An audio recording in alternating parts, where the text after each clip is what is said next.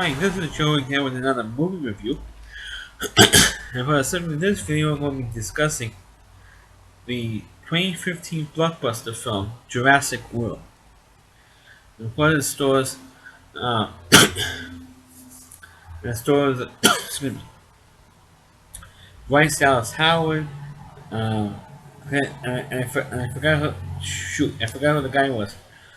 Um, stars in it. But this movie is part of the fourth film in the Jurassic Park universe, and I won't be surprised if they make um, a, s- a sequel for this film. Um, this movie is, of course, based on, of course, the successful novel and, of course, the movie series by Michael Crichton, and, of course, who passed away back in 2008. So naturally, of course, he has obviously written the story for this book, for this movie. And, of course, the other thing that's kind of threw me off for a loop is that none of the original characters, uh, like Sam Neill or Laura Dern or Jeff Goldblum, are in this movie.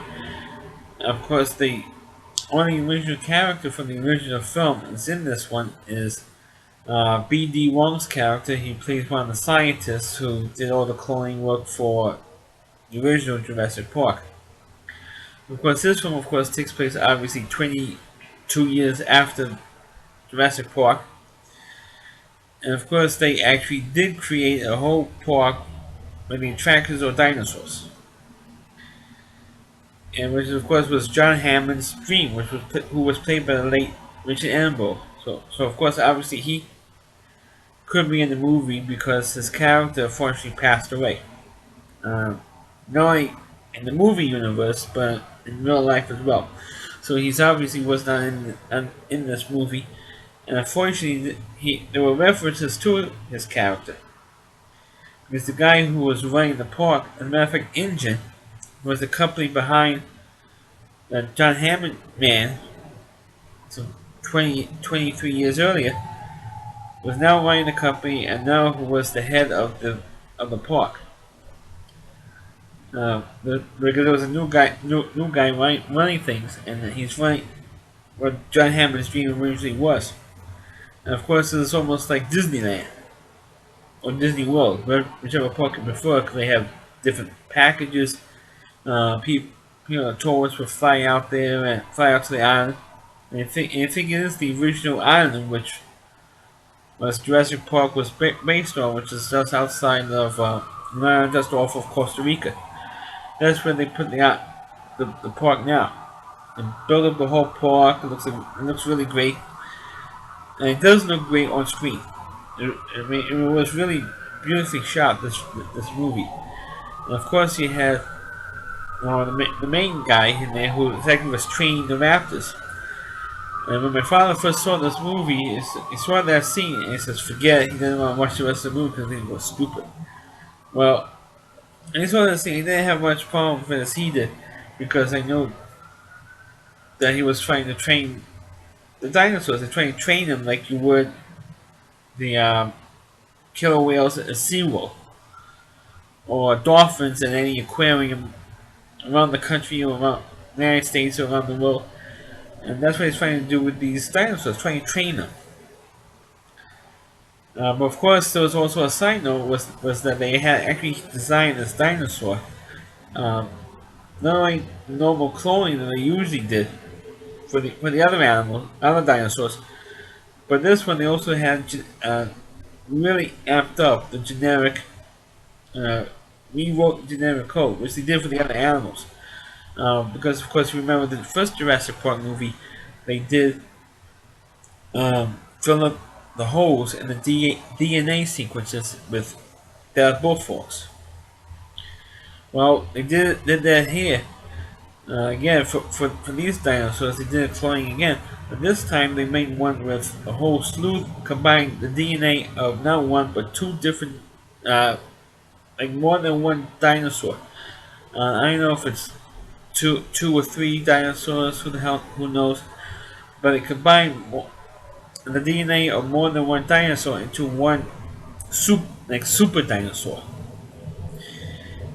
And of course, this dinosaur having a trick Not only was it a super dinosaur, but also was outthinking everybody. Because this dinosaur happened to get out. I mean, look, they didn't put this specific dinosaur into the main population. Because they wanted to work with it, maybe train it, so it would be more accommodating to all the tourists seeing these dinosaurs. And of course, before that came, you saw what the other dinosaurs were doing.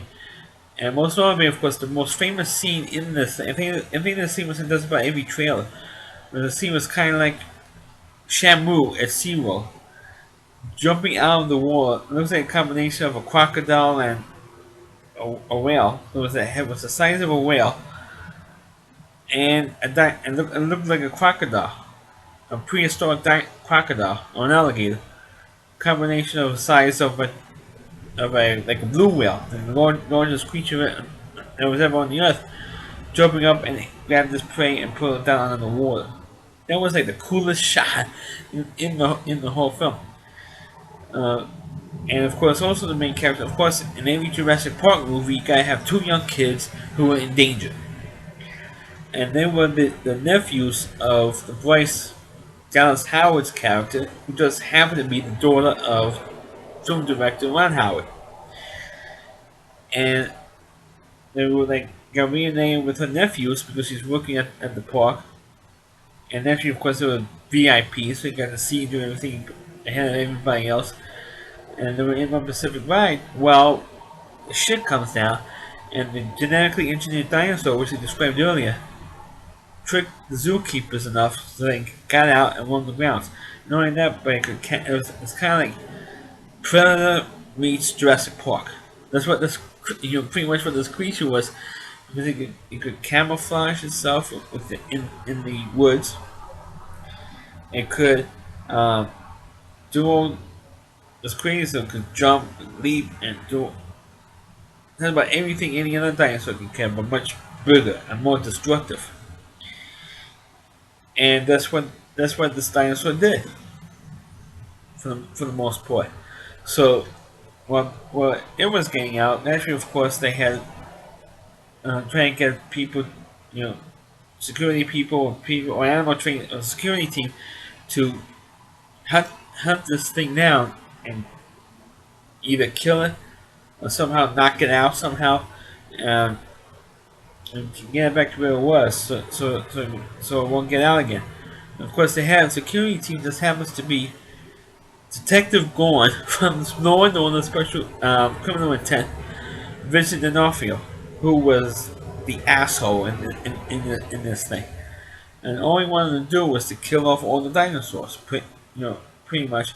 And also, one thing he wanted to do was to get the raptors, use the velociraptors, who of course became famous in the first Jurassic Park film, to hunt this thing down, and hunt it down and take it down.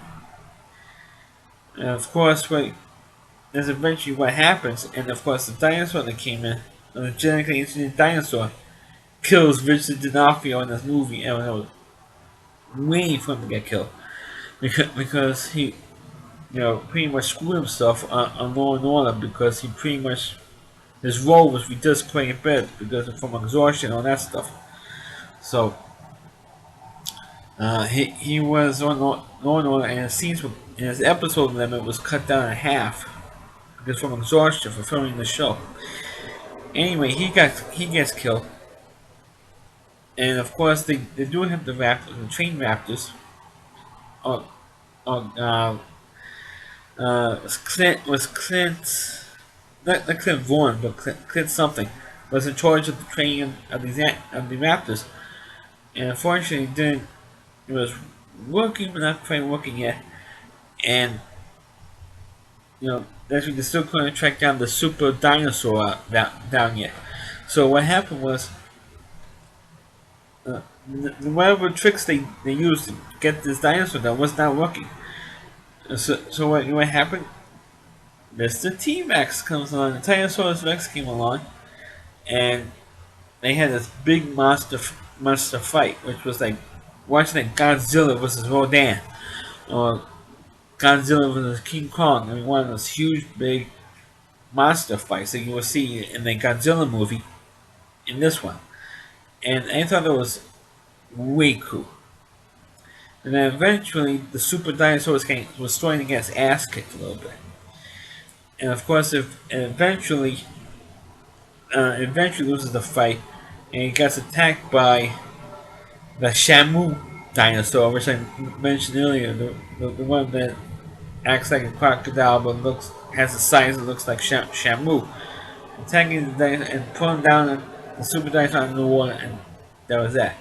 But during all that, the two nephews I mentioned earlier of Bryce Dallas Howard's character, whose name is Claire, they reunited with his two boys, and they had rides like the monorail in Disney World, or like a little ball capsule which got attacked by all these dinosaurs. Of course, you have to have in every Jurassic Park movie, you have to have the kid, some kid, or kid, in this case, kids, in danger, and that's what does eventually happen in this movie. But they eventually get back to where they're supposed to be, when they reunited with their aunt, and the aunt says, "Okay, great, great, you're safe, you guys are all right, yada yada yada," and they reunite, and then meanwhile, Claire was starting to kick a little ass and save, you know, the animal trainer's life, or the dinosaur trainer's life, and it was great. I mean, she took that gun and started shooting away, and one of the uh, pterodactyls, that's what it was. One of the pterodactyls attacked this guy, and she just kicked ass. I mean, she kicked this dinosaur's ass from. She sent this dinosaur back to the Stone Age. That was pretty impressive. But there was like one more impressive action scenes. But with Jurassic World, they did looks like they did kind of rip off some of this. A couple of scenes from the original movie, especially one scene when the famous scene with Sam Neill with the two kids running in the field and all the dinosaurs running around them. They did kind of rip off of that scene in this thing, but it was just the dinosaurs running on the field. There were no humans there, except for the two kids in that little ball thing that they were in. Um, little hamster ball thing. They were driving around in the park, kind of like almost like the what the original movie was when they had those cars on the track. That's what this kind of thing was. Instead of being a car, it was like a little hamster ball thing. And I thought that was also kind of impressive. And also, you see a cameo from the Tonight Show host Jimmy Fallon in there, which was I thought it was a complete distraction that he was in. Um, I have nothing against Jimmy Fallon personally, but I thought that was a distraction in this movie. And of course, the owner of the guy who was running the park um, was killed off in the movie because he was flying in a helicopter and get a sense of what the danger was when when the super dinosaur got out. And his plane crashed, and that's when Vincent D'Onofrio's character took over, and he was, like I said before, he was the asshole in the movie. So, but in terms of the film itself, I thought it was good. It brought back, to me, it brought back the magic of the original Jurassic Park film and the original novel that it was based on. Um, And the funny thing, and it also brought back the theme music, the great theme music that John Williams wrote for Jurassic Park. He is just marvelous. He should get like a lifetime Oscar for writing the scores of so many terrific movies over the last, I would say that at least the last 40 years. Going back to, Jaws, and of course Jurassic Park is definitely one of the best music themes out there. Because I just love that theme music. I mean, it really sells. To me, it really sells the movie. But the whole movie itself, it brought back the magic and nostalgia from the first movie. I mean, if you've never seen the first movie, you would definitely like this thing. But if you have seen the first movie, you would say, you may like, it's a rip off of the first movie. And I kind of felt that way a little. In some parts of the film, it's almost like a retread of what the original movie was. In a lot of ways, only the fact that the special effects were a hell of a lot better. Because naturally, of course, you have more the CGI technology for the special effects. Definitely has gotten better in the last 23 years or 22 years since original Jurassic Park came out. But I still enjoy the movie. I still give the movie a positive review, even though I thought it was almost a rip off the original film. Like I said, the only original character that came back was Henry Wu, who was played by once again by B.D. Wong. As well as now, in the original movie, he wasn't so much of a jerk, but in this movie, comes off as a jerk. Comes off as a jerk, a slimy scientist. In the original Jurassic Park, none of the scientists in the movie, including B.D. Wong's character, was not a slimy character. This time it was, because of how he created the super dinosaur. Because the original movie just was breeding the dinosaurs and not only breeding but cloning them. Actually, he was cloning the dinosaurs, so it wasn't all that slimy when it came off in the original film. This film, he was really slimy. You know, I kind of got that feeling because it was such a long time ago when he played that character. So I guess maybe he kind of lost his touch when playing that specific character.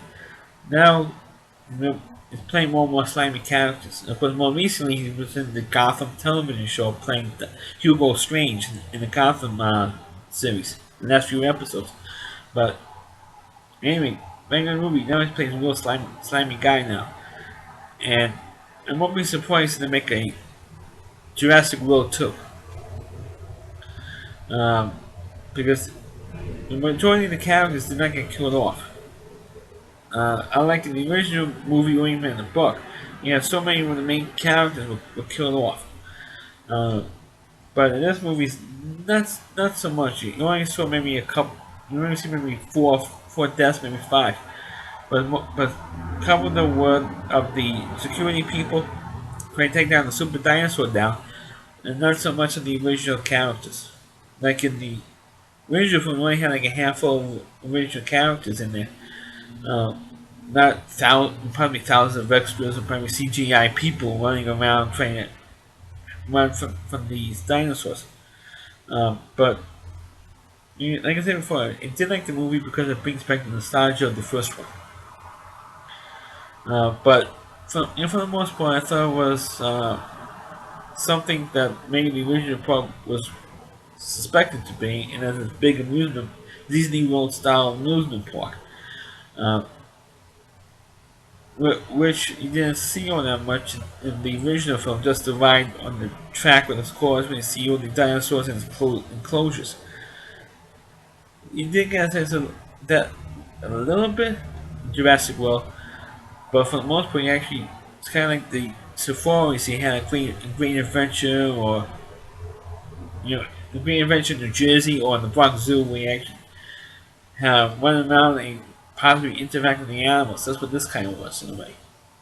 So I thought it was bigger. In some ways, it was bigger than Jurassic Park because of the amusement park aspect. But I can give this movie a positive review. It's an enjoyable film if you have watched a movie for 2 hours. I say you watch Jurassic World as well, but also you gotta watch the original film better. And you do have some references to the original movie. Like I said before, John Hammond was mentioned. Plus, you also see the original Jeep trucks. In one particular scene, if you blink, you miss it. You see the original Jurassic Park Jeeps, and also Bryce Dallas Howard choose out one of the workers for wearing an original Jurassic Park T-shirt. Because they don't want to have any more references to Jurassic Park or the nightmare that happened then. Because people were killed then, and she didn't think it was appropriate for this guy to wear a Jurassic Park T-shirt. So that's my review of Jurassic World. Please click on the video, please rate it. Please subscribe to my channel, and please forward this video onto your Facebook pages. You can check out all my reviews and on my YouTube channel at RowdyC.com. It's all WDY, C.com. It's the homepage of the Rowdy Reviewer, Chris Moore. Check out his website as well for all of his content. None of mine, but his TV trash videos, and plus all the other content on his website. Thanks for watching. Catch you next time.